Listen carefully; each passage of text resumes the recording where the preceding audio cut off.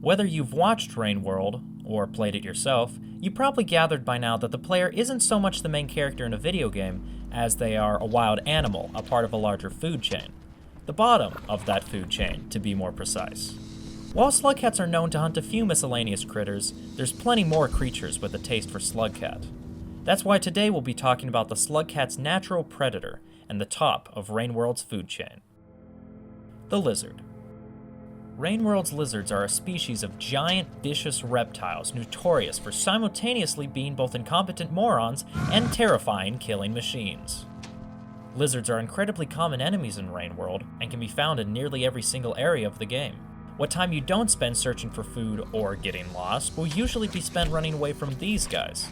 To make matters worse, different regions are home to different species of lizards, each evolved with unique abilities to make your life as prey a living hell. Lizards are surprisingly complex enemies, and there's a lot more to them than what's on the surface. So to show appreciation for good game design, but mostly to make bang from the algorithm, let's talk about everything you need to know about Rain World's lizards.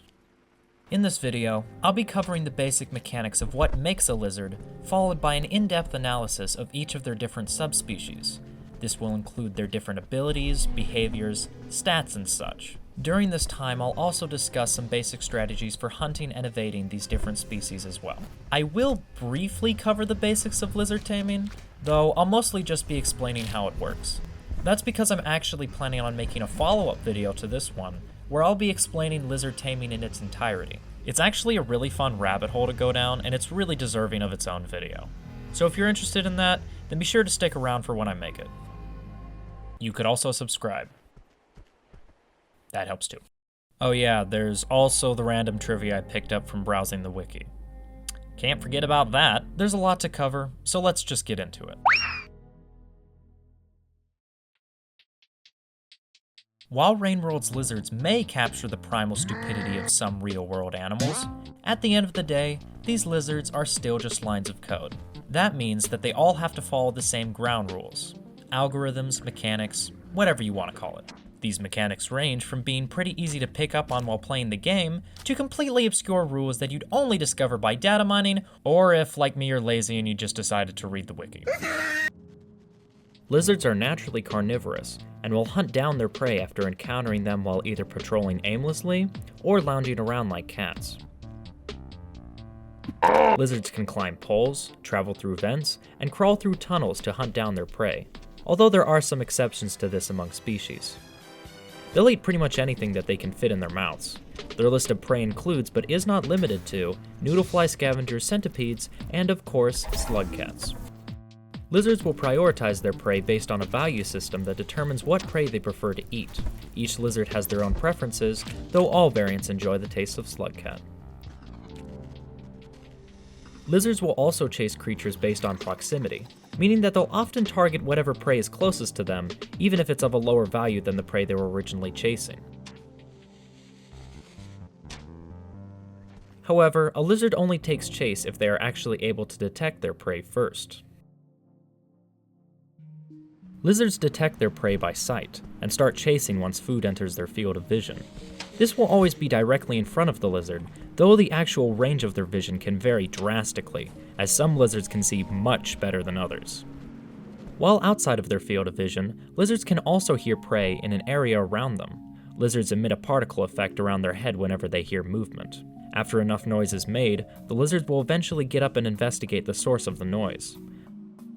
This makes throwing rocks to lure away lizards a reliable evasive maneuver. As with sight, different lizards can hear better or worse than others.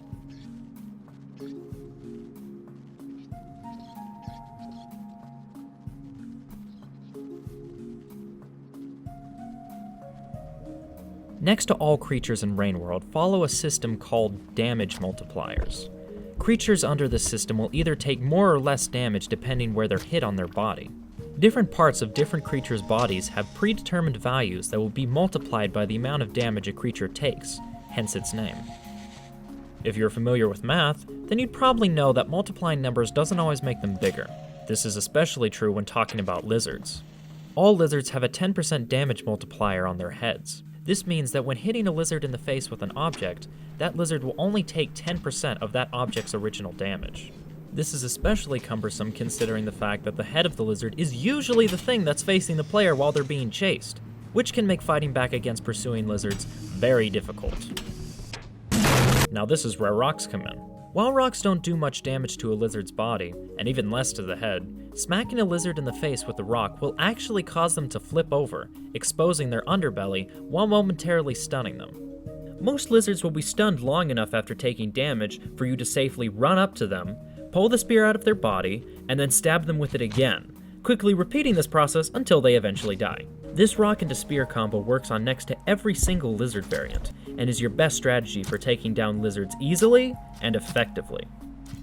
Lizards do also have a couple other miscellaneous hitboxes, but I'll talk about those when we get around to it. Okay, so when I said that lizards were at the top of the Rain World food chain, I may have stretched the truth a little bit. Like how most passive creatures are scared of lizards, lizards are actually scared of a few things too. Specifically vultures. Is it true he's only scared of them hawks? Them's what we call his natural predator. Vultures, alongside other giant predators like Mirosbirds, Leviathans, and Rotcyst, all actively hunt lizards. This naturally causes these lizards to run away from them on sight. This natural fear of vultures is actually a mechanic the player can utilize to their advantage. By landing a well-timed headshot on a vulture, either with a spear or an explosive, its mask can come loose and be picked up. Vulture masks basically act like a lizard repellent. Just holding a mask anywhere near a lizard is enough to send them running in the opposite direction. However, this effect is not permanent and only lasts for a certain amount of time after the lizard sees the player with the mask. This time being 17.5 seconds for regular masks, and a whopping 30 seconds for king vulture masks. On top of this, there's also a couple lizards immune to its effects, namely the black and red lizards. Black lizards because they're blind, and red lizards because they just don't care. Despite these setbacks, this powerful effect easily sets vulture masks among the best items in the entire game. On a side note, there's actually some lizards that fear one another as well. This is mainly due to some lizards' tendency to fight with each other over territory. Rain World lizards are highly aggressive creatures, so it only seems natural for them to beat the ever-living crap out of each other for no reason on a daily basis. Why are you disrespecting me, bro? My mistake, original gangster. No, this cannot be forgiven. Lizards will fight each other over territory and food. Many fight just because they have a natural disliking towards a specific species, making them more prone to attack them on sight, just because they don't like the color of their skin.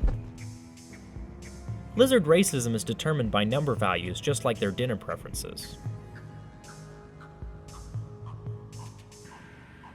Instead of a lizard applying bite damage to the player upon attacking them, like they do for other creatures, each lizard actually has a set chance for what is called a lethal bite, which is an RNG kill system used to determine whether or not a bite from a lizard kills the player.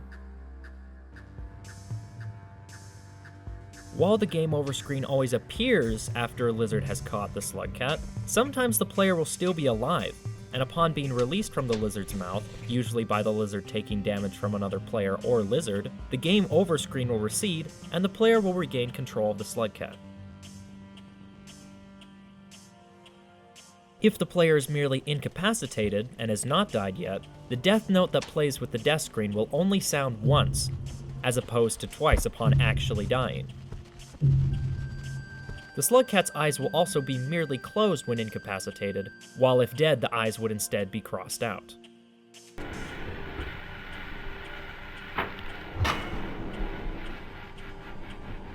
If the lizard manages to take the slugcat back to its den, they instantly die, even if they were just incapacitated. Slugcats aren't the only creatures with access to dens. Lizards have them too. Unlike the player, however, lizard dens are unmarked and can only be accessed by other lizards along with other wild creatures. The player themselves cannot access them. I mean, not like you would want to go in there anyway. Hello, guys! These unmarked dens are where lizards will take their captured prey to eat, or to retreat to after being badly injured. There is no limit to how much food a lizard can eat before it's satisfied, and will just keep taking prey back to its den until the cycle is over. Sometimes these unmarked vents are actually tunnels connecting to different parts of a room.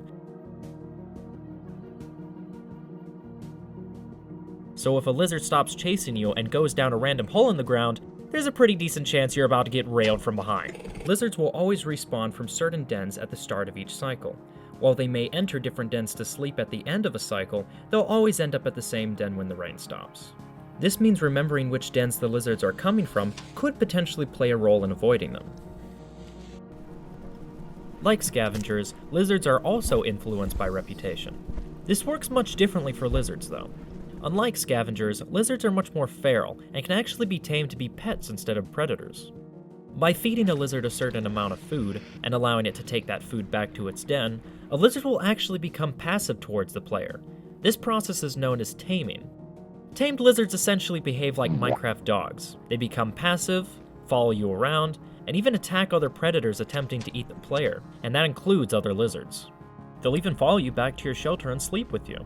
Sleeping 3 times in a shelter with a tamed lizard will unlock the Friend advancement. Cute. This is one of the 2 advancements the player can gain from lizards, the other being the Dragon Slayer advancement, which I'll talk about next. Although you could probably already guess what that entails. Lizard reputation is reduced when hit with rocks, and immediately revoked when significantly damaged by the player. Basically by hitting them with anything bigger than a rock. Different lizards require more or less feedings to tame, and some have abilities that make some lizards better for taming than others.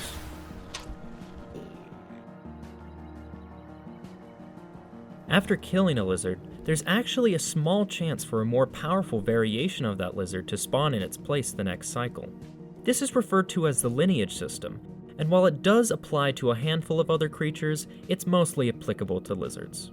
This mechanic is pretty overlooked, as it's really only useful for things like the Gourmand's Food Quest or the Dragon Slayer advancement.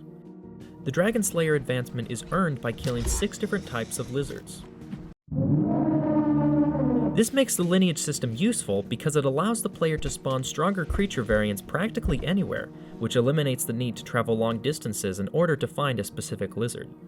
On the off chance that you are interested in utilizing the Lineage system, the wiki has a really handy map that shows the chances of Lineage spawning, as well as pinpointing exact lizard spawns for each region and for each campaign. While we're on the topic of useless information, let's talk about personality. Lizards are assigned random values of personality, much like scavengers. I actually made a video talking about them too in case you haven't seen it yet. These values are called personality modifiers.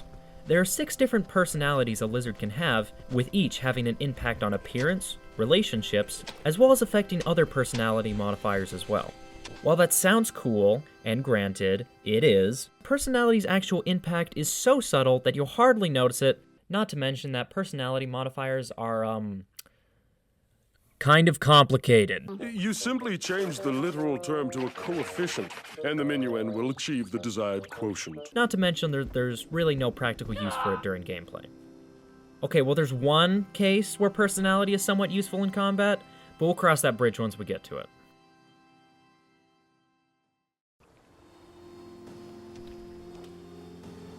One of the most obvious, but fascinating aspects of lizards is their biology. There are 13 different species of lizard in total, each with their own unique abilities and behaviors. These different abilities include, but are not limited to, charging, climbing walls, camouflage, tongue, spitting, swimming, and telepathy. Along with describing these different abilities, I'll also discuss each lizard's respective stats, as well as briefly cover strategies for fighting and evading each of them. Starting off this lizard lineup, we have the iconic green lizard. The green lizard is pretty weak for a predator. They're sort of the player's introduction to lizards. They can be found in most early game areas, as well as a few late game regions as well. They're slow, fat, big, and clumsy. I mean, this is true for all lizards to some degree, but this is especially true for green lizards. This is because green lizards use their mass to their advantage. While chasing its prey, the green lizard can wind up its body while hissing, before launching itself forwards towards the player. There are actually quite a few lizards that share this attack, but green lizard charges are the most powerful. They even have a unique particle effect for when they charge. That's pretty cool. Despite being too fat to climb poles like other lizards, this green machine is built like a tank, with a base health among the highest in the lizard family, surpassed only by the equally thick red lizard and train lizard. Green lizards are actually so heavy that vultures won't even hunt them, as they're simply too fat to lift off the ground. King vultures can still lift them though. King vultures don't skip neck day. Along with this, green lizards are the only creatures immune to red lizard bites, which have a 100% lethality rate. Among all of Rain World's lizards, the green lizard is by far the most territorial, and are the most likely to start fights with its own kind. That, and cannibalism. Lizards will pretty much eat anything that fits in their mouth, and it just so happens that the blue lizard is just small enough to fit that criteria. They can also eat strawberry lizards, because Video Cult has a sense of humor. Cause strawberries are a food, and the strawberry lizard's a strawberry. Get it? Guys, it's funny. You get it? It's so funny, right? Ha ha. Ha ha ha. While green lizards may be hefty, they're super slow. This makes evading them a total walk in the park. Not only can you outrun them and outclimb them, but you can even backflip over them with ease, as they're much too slow to catch you midair. While the green lizard's massive health pool makes actually fighting them a bit more of a challenge, they're still relatively easy to kill. By hitting them in the snout with a rock, you can flip them over onto their back and use this to stab them while they're down. If you don't have a rock, you can also do a backflip into a downward spear throw, though this can be a bit less reliable. Pink lizards are about as basic as it gets when it comes to lizards. They've got average health and speed, their only real ability being able to climb poles, which most lizard species can already do. Pink lizards can be slightly more difficult to maneuver around than green lizards due to their increased speed, though they can always be fooled with a pole climb fakeout or a well-timed backflip. Unlike the green lizard, these guys have decent hearing, so they can be lured with rocks if necessary. Despite being able to climb, pink lizards don't actually tend to look up, so realistically you'll only need to run from them if you get caught pole camping. The blue lizard is the smallest lizard variant, a family of stubby critters that make appearances in both mid and late game areas. Though small in both stature and weight, the blue lizard has the ability to climb up walls like Spider-Man. Whether it's up, down, or even upside down, the blue lizard can climb it. They even have a retractable tongue, which can be used to grapple and disorient prey. However, these powerful abilities come at a cost to the blue lizard, that being their health. Just one well-timed spear hit is usually enough to finish one off. And it's not just the player the blue lizard has to worry about either. Their low health and size results in them often getting picked on and even eaten by larger lizards. But don't let this fool you. Blue lizards can still hold their own, and under the right circumstances, these little guys can be a real pain to deal with. Though slower than the slugcat, blue lizards can easily outmaneuver the player with their wall climbing to catch up. While they are theoretically easier to hit while climbing, their face armor can make landing a successful spear hit difficult. Luckily, taking any sort of damage while climbing will cause them to lose their grip, and most often fall to their death. They also have significantly worse sight and hearing than other wall climbing lizards, so in most cases confrontation isn't even necessary for evasion. The white lizard is a very special case. White lizards can be found in both early and mid-game regions, and can be identified by their usually white color. I say usually, because these lizards are known for their unique ability to camouflage.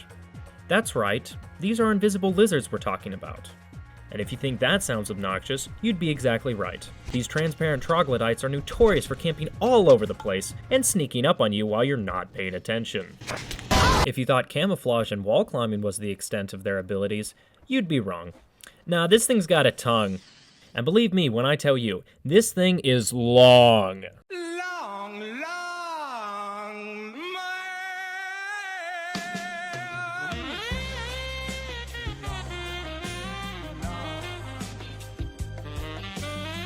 The white lizard's tongue is the longest in the game by far, and it outclasses every other lizard's tongue by a mile. Literally. You could be standing on the roof of the Beige Khalifa and this thing would still manage to grapple you. While the white lizard will usually stay well out of spear range, it has zero problem grabbing you from a mile away with its Stretch Armstrong tongue. If all of that sounded bad enough, white lizards are actually faster than the player and can easily outrun you on foot. With the amount of tools at the white lizard's disposal, avoiding them is usually your best option. Thankfully, white lizards don't hear too well. Not like they tend to use hearing, as they prefer to camp along walls or platforms where they wait for their prey to come within sight, where they unveil their disguise and begin to take chase. Usually, tongue first. Thankfully, this lizard can't go ghost entirely. The white lizard's eyes and mouth remain visible while camouflaged.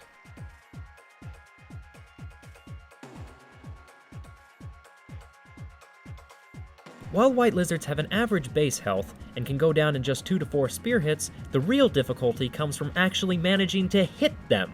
White lizards love to stick to walls and ceilings, and will almost never come at you from an angle where you can hit them anywhere that isn't their face armor. For this reason, you want to stay as level with them as possible, as the more ground they have, the harder it's going to be to hit them. Like blue lizards, smacking white lizards with any amount of damage will force them to retract their tongue and release their grip on whatever wall they were holding onto. This usually leads these light-skinned lizards to fall to their well-deserved death. The black lizards are a species of, surprise, jet black lizards that patrol only the deepest, darkest corners of Rain World's mid to end game, specifically shaded Citadel and Subterranean, or as I like to call it, Rain World in the Hood. To accommodate to their naturally dark habitat, black lizards have evolved to lose their eyesight, completely relying on hearing to navigate the catacombs they call home. Yeah, these lizards are completely blind. But don't worry, these guys are definitely still capable of turning you into a past tense. Black lizards have the best hearing of any other lizard, and will pick up just about any sound you make, and that includes walking. This makes paying attention to them vital for your survival, as while their bodies may blend into the darkness, they light up when they hear you moving. Though not particularly fast, black lizards always hunt in mass, and you'll almost never catch one black lizard without a few more right behind it. That isn't to say that they hunt in packs. This mostly just means that, there's a lot of them. Since they're so sensitive to noise, evading black lizards is a breeze. Just distract them by throwing a rock to make some noise, or pick up a lantern mouse to use as bait. On top of this, black lizards can't really hear you when you crawl, so as long as you're in a safe spot, you can slowly make your way around them if you can't get any items to help you out. Now, fighting black lizards is a different can of worms. Black lizards can be quite cumbersome to kill, not because of their health, but because of their massive numbers. While black lizards only have an average amount of health and can go down in 2 to 4 hits, fighting said lizard will usually create enough noise to attract the rest of the pack. Not to mention that pitch black tunnels aren't really the most ideal battleground. Please help me. For this reason, it's ideal to separate the herd and pick off the stragglers one at a time. Like scavengers, the more lizards you take on at once, the much harder they are to deal with. Fortunately, not only can lone black lizards be flipped over with rocks, but they can also be slid under and stabbed with a spear. All Cyan lizards are Red Bull junkies, and no one can convince me otherwise. Recognizable by their neon lights and jet black skin, Cyan lizards are notorious for their incredible agility and their equally aggressive and spontaneous nature. Cyan lizards are most commonly found in mid to late game areas, and for good reason. While not particularly fast, their real agility comes from their unique ability to leap. By momentarily tensing their body and charging up their barbed tail, the Cyan lizard creates a controlled explosion that propels them in any direction they choose, including straight up. Which basically means that this leap surge can reach you from effectively anywhere. Nowhere is safe. If these guys weren't intimidating enough, Cyan lizards can also climb walls and grapple you with their tongues. So you should probably think twice before trying to outrun these guys. Always on the hunt for food, you'll almost never find these guys camping. So as long as you stay out of their line of sight as they make their rounds, you should be able to evade them pretty easily. While these speed demons don't have a lot of health, able to just tank up to 2 to 4 spear hits, like white lizards, the challenge from fighting these guys comes from actually landing a hit on them. If you can't manage to land a good spear hit to actually kill them, a simple rock should suffice to either disrupt their flight path or knocking them off whatever wall they were holding onto. I'm pretty sure you can guess what happens to them after that. The yellow lizard is a very interesting species that can be found in most mid to late game areas. The yellow lizard is most commonly known for hunting in packs, as well as the long antennas sticking out of the sides of its head. These wacky doodads are actually what gives this lizard its special ability, that being telepathy. Yellow lizards always hunt in packs of 2 to 5, and use their antenna to communicate with each other telepathically. Blows up pancakes with mine. By doing this, they can alert their friends of the exact location of their prey, who then use this information to flank around that prey, cutting off their escape from all sides. Yeah. While fighting individual yellow lizards is easy enough because of their average health and low mobility, much like black lizards, taking on a whole pack of them is where it becomes much more challenging. one glance from a stray lizard is all it takes to get the entire pack on your tail. And considering that they always stay close together, fighting a whole pack of yellow lizards at once is usually what's going to end up happening. If for some reason your goal is to go picking a fight with these guys, I would recommend picking them off one by one if you can, sneaking up on them from behind to avoid attracting the rest of the pack. I should mention that as an alternative from this, you could hypothetically target and kill the alpha. The alpha is a specific lizard present in each yellow lizard pack that controls telepathy for the entire group, which means when the alpha dies, the entire pack loses its ability to telepathically communicate with each other. While targeting and taking down the alpha first does make it easier to finish off the rest of the pack, I do not recommend doing this. Now you'd assume that the alpha is the lizard with the biggest or longest antenna, right? The size of a lizard's antenna is completely randomly generated and has absolutely nothing to do with determining who the alpha is. The alpha is entirely determined by personality. The lizard with the highest dominance value is always chosen as the alpha for that cycle. The jokes are just writing themselves at this point. So while you could theoretically camp in the corner and play spot the difference trying to target the most intimidating looking female, it's easier just to fight them normally. Or better yet, just don't fight them at all. Yellow lizards have below average hearing and sight, on top of being slower than the player. At some point, Video Cult decided Shoreline was way too peaceful, so they decided to stick some gills on a lizard, and that's basically the Salamander. The Salamander's toolkit is incredibly basic. Yes, I know they have a tongue. No, I don't care because that thing is short. Yikes. Despite the Salamander lacking any real abilities aside from being able to breathe underwater, they remain quite an interesting foe because of one simple thing, that being water combat. In short, fighting in water sucks. Royally. Salamanders possess a massive advantage in water, being able to dive into the water and swim up and attack you from below.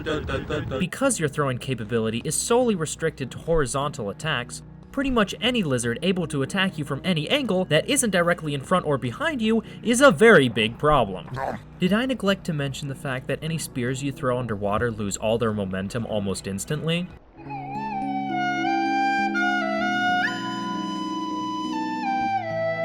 If you didn't get it by now, fighting lizards underwater is about as stupid as it is impossible. You're much better off fighting them on land like normal. Salamanders have average health and even worse speed, so they'll go down pretty easily on land.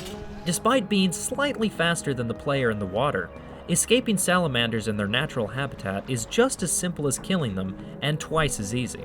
Salamanders can't change direction nearly as fast as they can swim, so by diving underwater to lure the salamander, just before quickly bobbing to the surface as it begins swimming towards you, is an easy way to make a quick and effective escape. Finally finishing off our long list of base game goobers, next up we have the mighty red lizard. Red lizards are definitely the fan favorite of the bunch, and for good reason. The red lizard is the biggest, baddest lizard Rain World has to offer. It is for this reason that they only spawn in select locations of the Hunter campaign, though they can still be encountered in both the Monk and Survivor campaigns through the Lineage system. While he may not have the health of the unkillable Leviathan, or the element of surprise like the relentless King Vulture, the red lizard's power is a force not to be reckoned with, and never to be taken lightly. Now I'm not saying that these guys are invincible. Red lizards can be escaped, killed, and even tamed. However, because of this guy's monster stats, accomplishing any of these feats is no easy task. Not only do red lizards have a whopping base speed of 5, but they also have a visual radius of 2,300 and a toughness of 3. To put that in perspective, the red lizard is tougher than a green lizard, faster than a cyan lizard, and can see twice as well as a white lizard. It smells like someone's wrong. And to top it all off, because of its massive health pool, the red lizard is able to tank 6 spear throws at least. Not only can this thing run you down in 2 seconds flat, its 20/20 vision means it's able to see where you are at all times, regardless of where you're standing. Which means that if you can see it, it's probably already seen you. Oh yeah, and this thing has a 100% lethality rate, which means that a bite from this thing is a one-way trip to Has Been Hotel. And I'm not talking about VisiPop. Normally, while lizards apply actual damage values to wild animals with their bites, as opposed to lethality rates used for the player, the red lizard's lethal bite applies to all creatures. If anything gets bit by a red lizard, they're being put in a casket 2 seconds later. That was just its stats. We haven't even covered this thing's abilities yet. While the red lizard can't climb walls, thank Neptune, getting food from high places is still no problem for the red lizard. And that's because this thing has a literal gun. The red lizard is able to produce a sticky red saliva which it uses to slow movement and weigh down its prey. It also uses this ability to knock the player off of ledges and poles with the saliva it rapidly ejects from its mouth like a semi-automatic.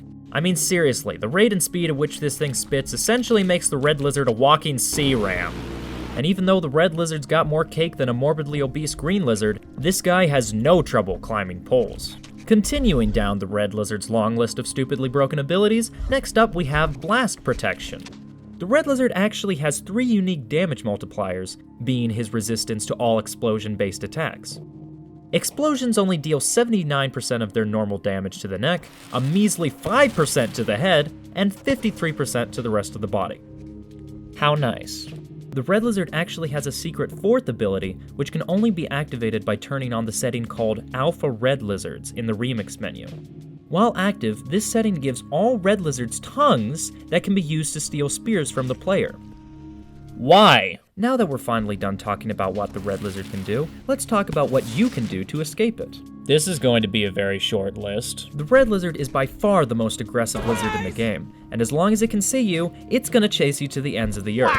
Now, unless you're at a really high vantage point where you can't be chased to or knocked off, you need to put as much distance as you can between yourself and the red lizard as fast as possible. Get your back here, boy! If a red lizard happens to notice you, which they will, you can get them to lose interest by either feeding them something to distract them or by faking them out through pipes.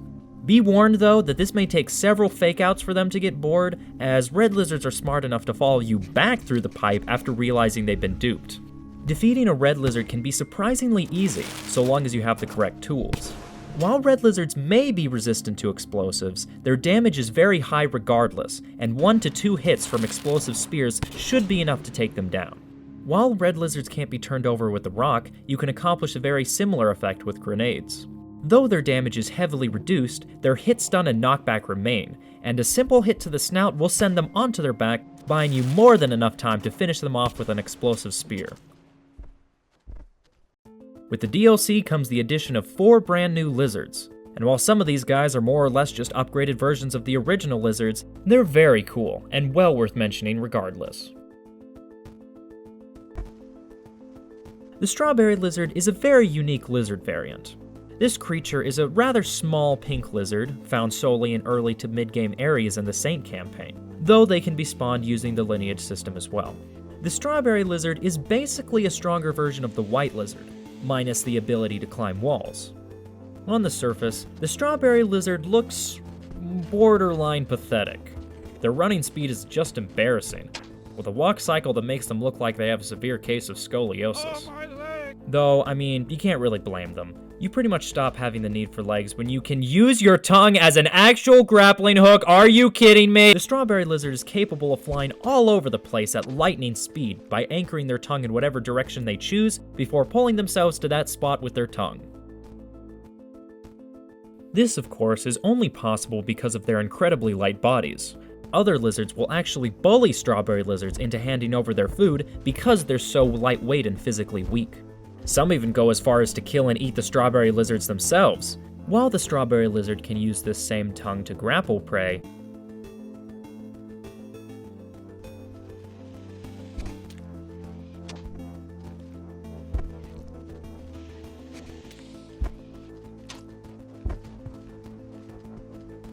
and yes, this tongue is just as long as a white lizard's. For these reasons, despite being fairly mobile yourself, in the monk campaign anyway, attracting a strawberry's attention isn't really something you want to do. Though it's not like you have much of a choice. While the strawberry lizard's hearing is absolutely atrocious, their field of vision is just as good as a red lizard's. Get down, boy! Get down! Seeing as you'll most often be getting these guys' attention, I would suggest faking them out in the nearest event until they lose interest. Either that, or distracting them with bat flies. Strawberry lizards are so pathetic and malnourished that usually the best meal they can get their hands on is bat flies. For this reason, I recommend always having a bat fly in hand while traversing strawberry territory as a means of distraction. Heck, you can even use cherry bombs to scare them off if you're out of options. As you've seen, these things are stupidly fast, as they are tough, which is surprising considering their small size. These things usually take 3 to 6 spear hits to kill. But I mean, it's not like you can throw spears in the Saint campaign anyway, so you're much better off just hucking grenades at them from afar. Same goes for spawning them artificially outside of the Saint campaign. Managing to land a grenade or two is much easier than having to hit such a small target in the back 6 consecutive times. Hey, you remember the Salamander? This is just them, but again. These things are literally just the faster, cooler version of salamanders. Or more obnoxious, depending on your point of view. Eels are better than salamanders in every possible way. They're faster, stronger, more aggressive, and while they don't have a tongue to grapple you with, these guys can climb walls. Not to mention the fact that they love to camp. A lot. While you could potentially maneuver around them with the bait and bob, the eel lizard's vastly superior aquatic speed makes escaping them in water very risky regardless of your tactics. I mean, in water, this thing has a base speed of 8. You're much better off luring them onto land, where their long tail drastically hinders its movement, as opposed to when it's in the water.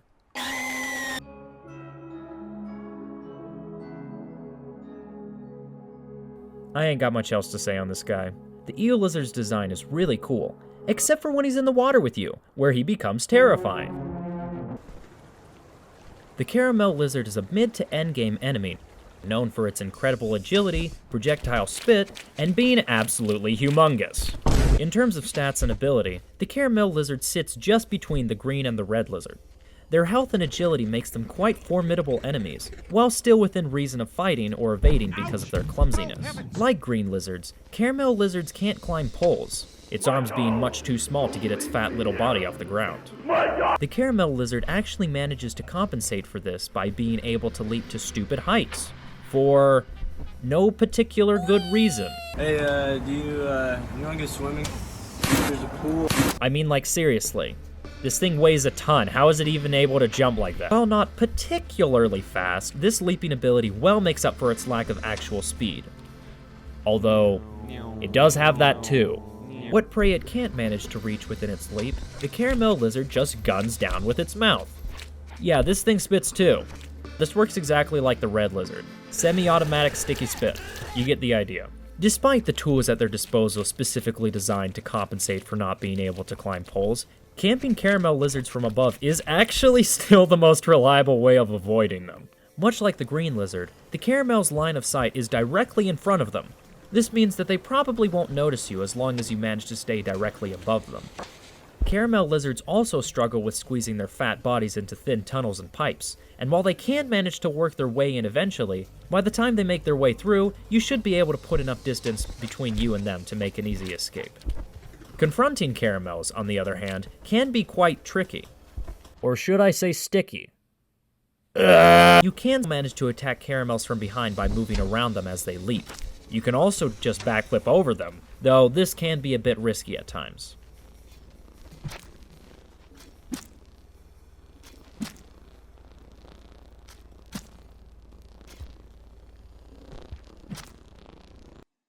Okay, so you remember me complaining about red lizards being power creep to oblivion? Yeah, I was joking. That description is much better fit for the final lizard on our list, the train lizard. To put it simply, this thing is broken! Now that's not throwing shade on Timecodes' game design. It's supposed to be power creeped.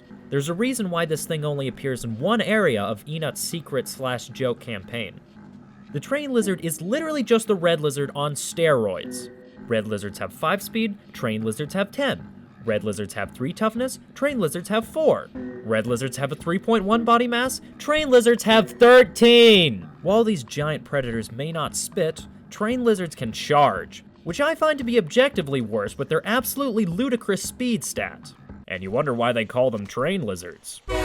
If you were thinking about sneaking by a train lizard unnoticed, think again. If you're in the same room as one of these guys, regardless of how many screens apart you are, it's safe to assume it knows exactly where you are. Just commit to losing it in the pipes, or just distract it by giving it food. You can't outrun a train, so don't even try it.